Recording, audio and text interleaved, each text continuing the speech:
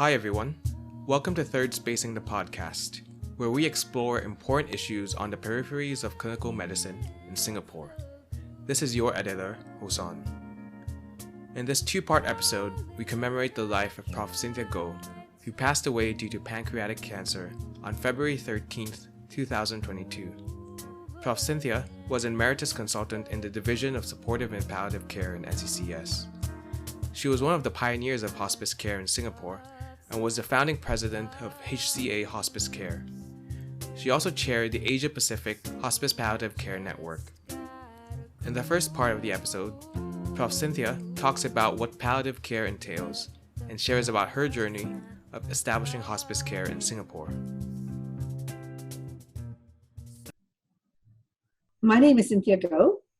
I'm a palliative care physician, and I've been working in the field of palliative care for over 30 years.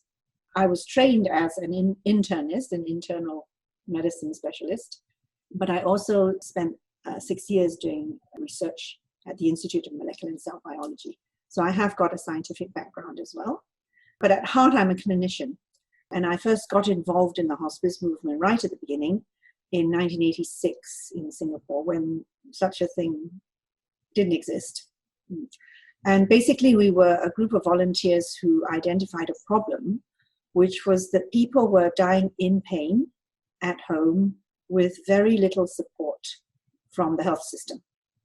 And we, ran into these people because I worked at St. Joseph's Home, which had set aside some beds for palliative care back in 1985. And while we had some of the people who'd be admitted to the hospice, obviously it's a very finite number. And the group of volunteers started looking after patients at home as well, because we found that that's where patients really want to be looked after. They don't want to be looked after in an institution away from home.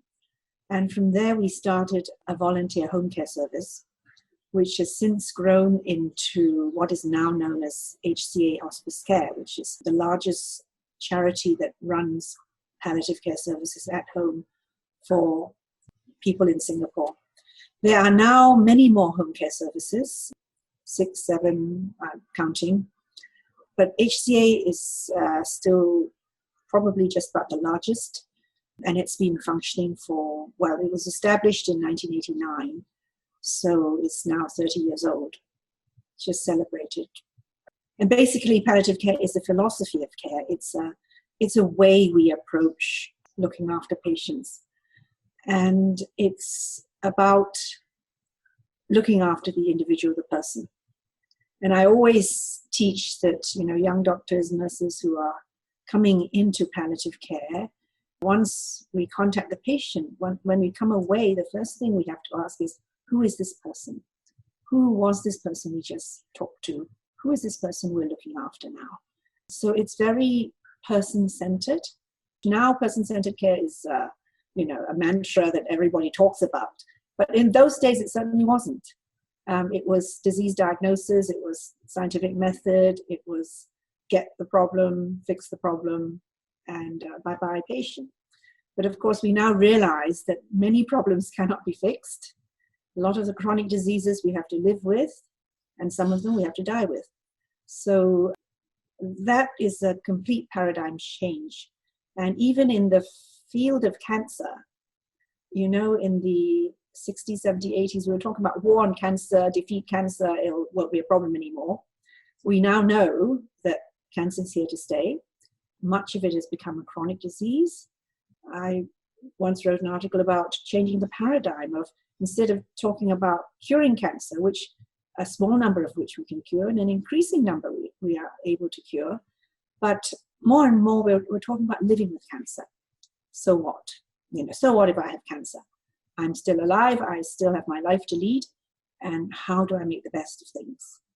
I'm not condemned to die. I still have, 10, 20, 30 years of life, but the cancer is still there. It's not fixed, it's not cured. And that's a much more viable approach when we talk about chronic diseases. For example, diabetes. More than 10% of our population have got diabetes. Aging population, much more than 10%. And all of those patients are going to die with their diabetes. Doesn't get cured. But just because you can't fix the problem doesn't mean that you can't ameliorate things and adapt both the problem and yourself to live the life that you want to live. So in the end, it's about our individuals. What do we want from life? And how would we want to live our life? And the answer to that question is very, very diverse. It's not something that you can assume. For example, I can't say because I'm young and healthy, all my patients want to be young and healthy. It's not true. And even you look at old patients, old people, you think, oh, they're old now, so they won't mind, being sidelined and ignored. They must expect that they can't do all these things. It's not true. There are old people who still want to break records, who want to run marathons, who want to do all sorts of things that young people also dream about doing. So it's very individualized. And learning about what is important to the individual person is what's important. And that's what palliative care is about. And in a way, people say that it's a revolutionary movement because we are bringing back the humanity, the individual care into medicine, which we are trying to standardize in so many other ways. We are running clinical pathways. You see this, you do that, you see that, algorithms everywhere. And that makes the practice of medicine much more efficient. It makes it much more accountable, but it doesn't necessarily make it more individualized. So the question is, how do we balance all this? So palliative care is one of these areas which we try to bring this approach, this idea, back into mainstream medicine to say, yes, you can be scientific, you can be very evidence-based, you can follow clinical pathways, but at the end of the day, there's still the individual that you need to tailor the care for. And if you are a front-facing clinician, then you have to decide, what kind of clinician am I going to be? How am I going to treat my patients? So it's different points of view. And I think it's an important point of view for us to bring back into modern life, modern living. And I'm very excited about, these new frontiers that we are now pushing, which is about artificial intelligence, it's about machine learning, it's big data. Yes, we must embrace all of this, but how do we keep the person in mind still? And this is one of the things that we need to learn. Could I ask if you view any difference between palliative care and palliative medicine? Yes, there is a difference. And in fact, we're very careful about the names we choose when we call which one which. Palliative care is a type of care, a system of care with an approach, and it requires interdisciplinary input because a doctor cannot be, father, mother, nurse, pastor, everything to the patient. Because if you're going to give person-centered care, a person has got so many aspects to him. He has his physical body, he has his emotional state, he has his social fabric, he has his spiritual state. So, one single person or one single discipline cannot possibly provide for all of those needs. Now, not all of those needs need to be addressed. I mean, people are coping very well in many aspects of their care already. You don't need to intervene in everything, but you need to have an overview or when you assess to say, is physically everything that we need to be doing done? Is he coping well emotionally? Does he have the social system to support him? How is he spiritually? How is he in his spirits? How does he feel? So we need to get an assessment of all these domains, but that doesn't mean that you need to interfere in all or any of them. Now, medicine is about the medical aspect of care, which is the physical aspect of care.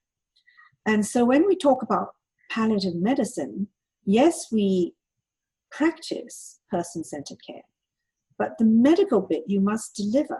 You must be able to take a proper medical history, make a diagnosis, have a management plan for all the physical symptoms that need to be dealt with, including treatment of the disease, whether it's chemotherapy, radiation, or whatever. So that's the medical aspect of care. And that has to be provided by a doctor because medical care is provided by doctors. So palliative medicine is the discipline in medicine, which is part of palliative care, but that requires medical input.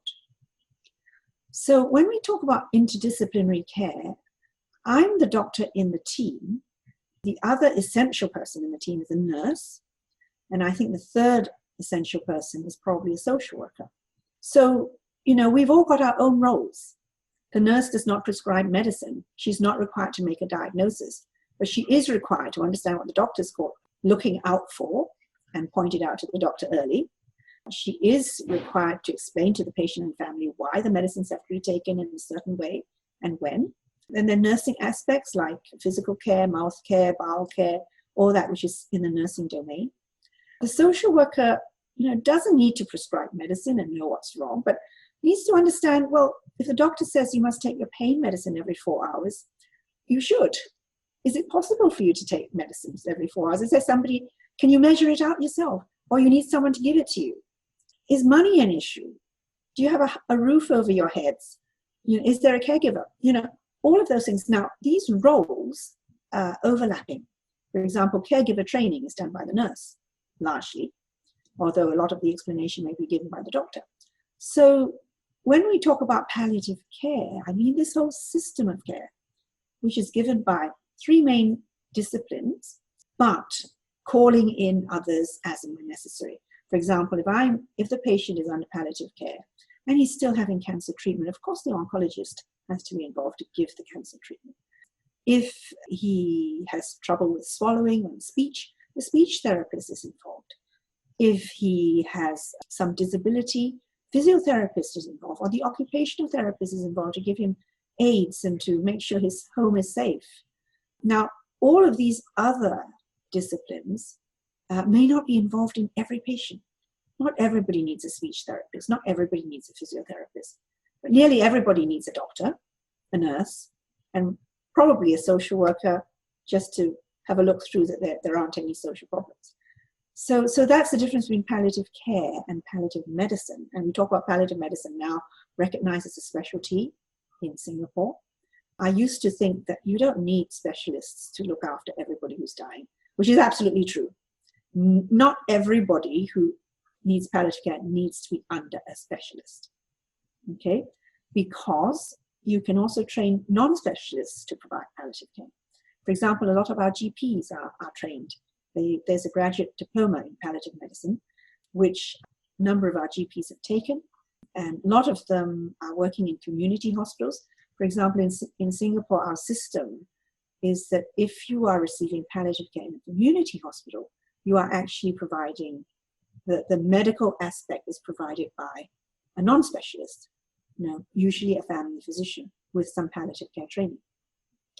The only people who need palliative care led by a specialist in palliative medicine are the people with very complex situations. And the complexity could be in the medical care, could be in the nursing care, or it could be very complex social situations like, families who are horribly complicated and things like that. And those patients probably need to be under a specialist palliative care team. What do you think is the role that palliative care has in the practice of medicine in general, like beyond palliative patients? Yes, I touched on it at the beginning to say that it's about bringing a different perspective back into medicine. I wouldn't say it's a new perspective, it's actually a very old perspective. In the old days when medicine could do very little to look after patients, when we didn't have effective drugs, no antibiotics, surgery was terrible and all this sort of thing, doctors still looked after patients. Doctors were still providing care, even though their tools were, inadequate by our modern standards. Now, what were they given? What were they doing in those days that meant care? And a lot of this is the patient-centered care that we talk about. In a way, people say, oh, this is all black magic, it's just, you see the doctor, you feel better, or you feel that you've done your duty to seek the best treatment, even though the best treatment was pretty lousy at the time. So as we became technologically much more advanced and much more capable of fixing problems, what nowadays we call soft skills of being a physician is being ignored and sidelined. And doctors are trained only to be technologists and technicians. So, if you want a certain operation, you go to the best technician, who is the best specialist surgeon, to get it done. I would not go to a generalist surgeon to get a specialist operation done. But, the specialist may not take the sort of approach that, the person-centeredness that we're talking about, because they're there to fix problems. They're there to get the best outcomes and to improve their techniques for the next generation. So they come from a different place. And then we complain that, these doctors are robots, they have bad bedside manners. Well, you can't be everything. Some people can be everything, but not everybody can be everything. So you have to generally spread your ideas. I mean, surgeons, for example, usually do get training, some training in palliative care in their specialty training. I don't know how much attention they pay to it. Some pay a lot and some don't, I'm sure. So we try to spread these ideas, and I think it is generally spread. What we haven't quite got balanced, I think, anywhere in the world really, is how much of palliative care needs to be given by the palliative care specialist. And I think not that much. How much of it can be given by all generalists? But there are certain generalists that need to be palliative care trained better than others.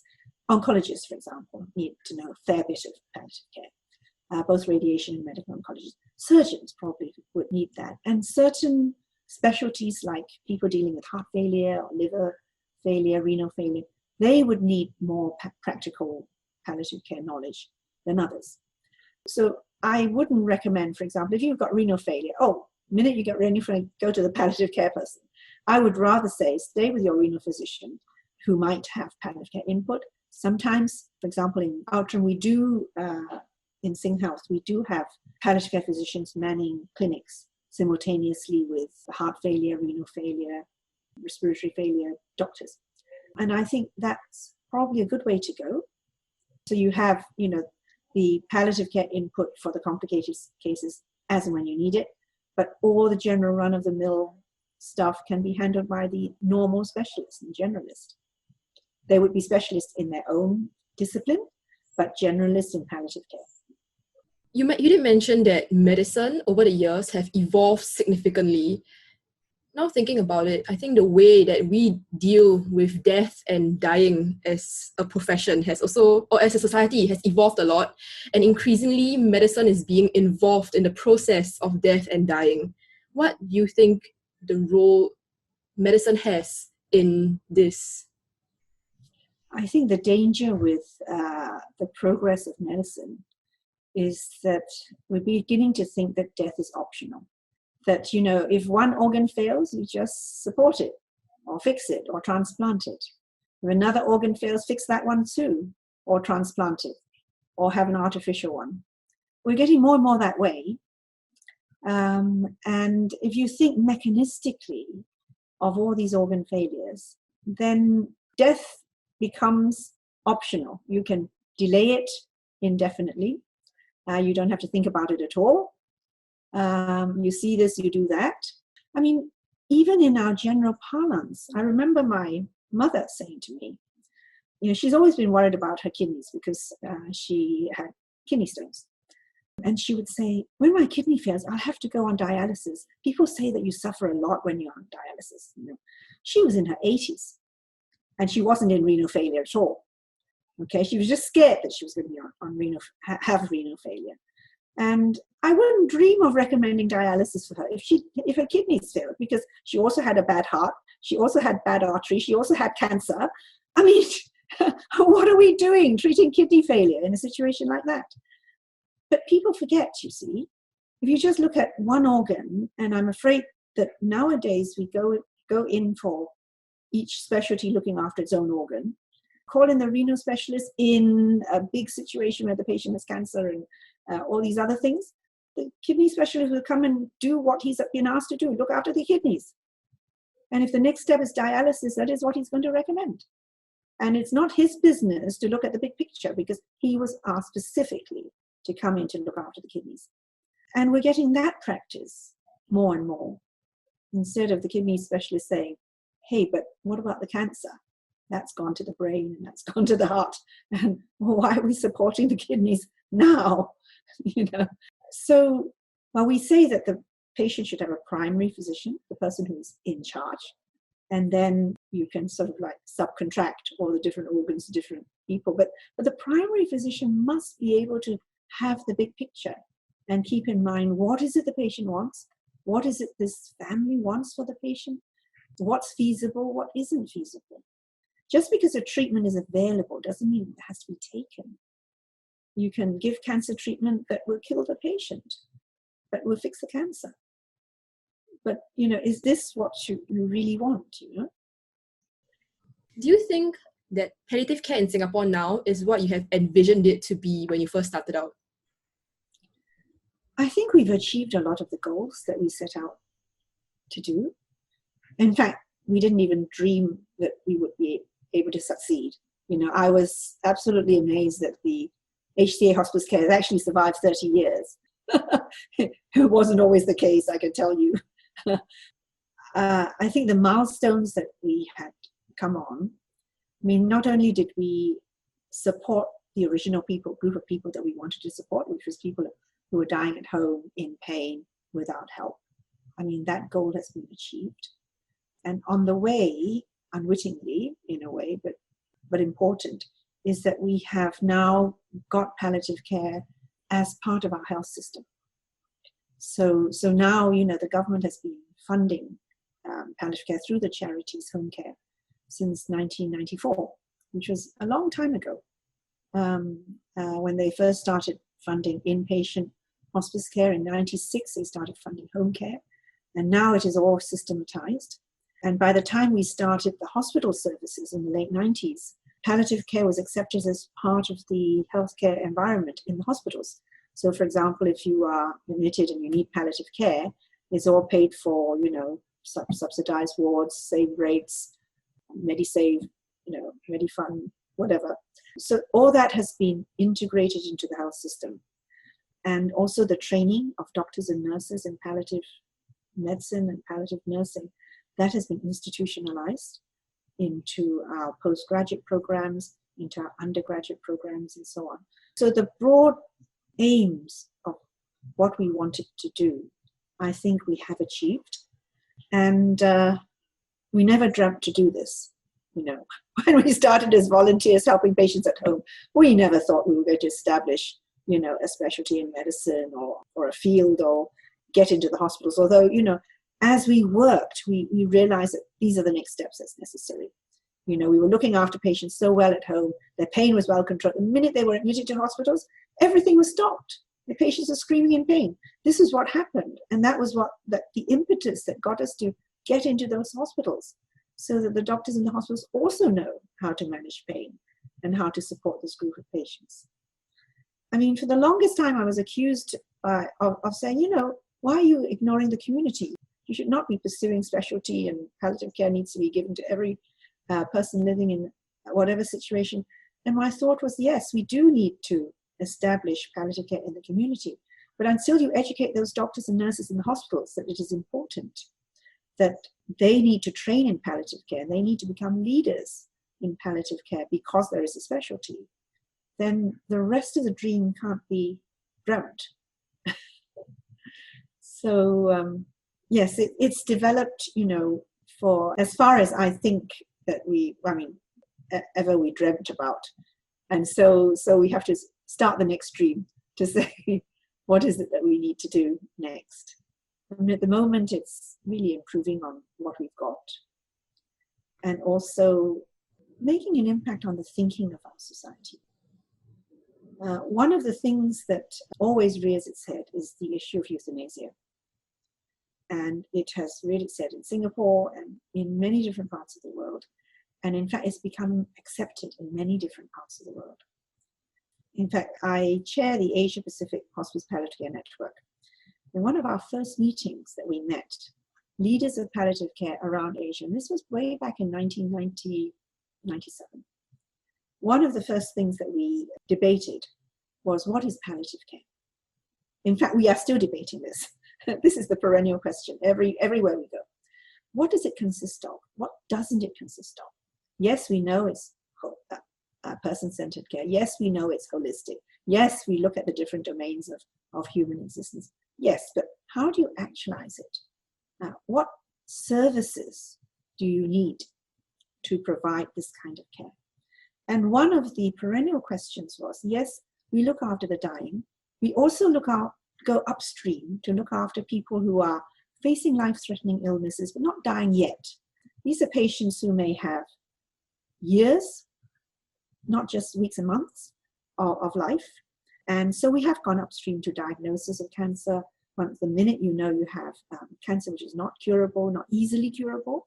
So if you're not easily curable, then you come under palliative care. We keep a watching brief until your symptoms come along and you need support. So we've gone upstream. But the question is, sometimes once you go upstream, you tend to abandon the downstream people, like the people who are actually dying. So who looks after them? Then we say, oh yes, palliative care must look after these as well, because this is our original group of people that we set out to look after. We continue to look after them, and we continue to do preventive medicine by doing bereavement follow-up, make sure that the relatives are well looked after, they can cope with their grief normally and so on. Could you share with us some of the greatest barriers that you faced when you're trying to establish palliative and hospice care in Singapore? I guess we had no resources. All we had was our own hands. And we were very lucky that when we started, a lot of the volunteers were doctors and nurses. I think mainly because they saw the problem. They knew what the problem was. And then we had a smattering of lay people, some of whom have got personal experiences of relatives who were in the situation and they felt they wanted to help. But not all of them. All were like that. So there were also other lay people. So we had no money. We had no office space. We had, just ourselves. And we started off by going into patients' houses. What we didn't lack was referrals. Lots of people came to us because, they were at their wit's end. They say, we've been to the hospital so many times. Each time we get turned away from A&E, or she gets admitted for 2 days and she comes back exactly the same. Can you do something? Nobody else seems to be able to do something. So these are people who were desperate. And we just went into those families because we had a little bit of knowledge of pain control and we had access to morphine, and we could do quite a lot. And of course, there's the psychosocial support, which was totally lacking in those days. So we started off just with patients. And actually, it was quite a miracle how we even established HCA in the first place, because we were also green. We were taken under the auspices of what is now NCCS, but in those days it was the Singapore Council of Social Service, SPSS. And they made us a pilot project. And they said, okay, we'll fund you for your operating costs, but we don't have the facility to fund you for capital costs. So we had no place to practice, no place to work. So miracle after miracle happened. People provided us with a place. MOH actually provided us with a place.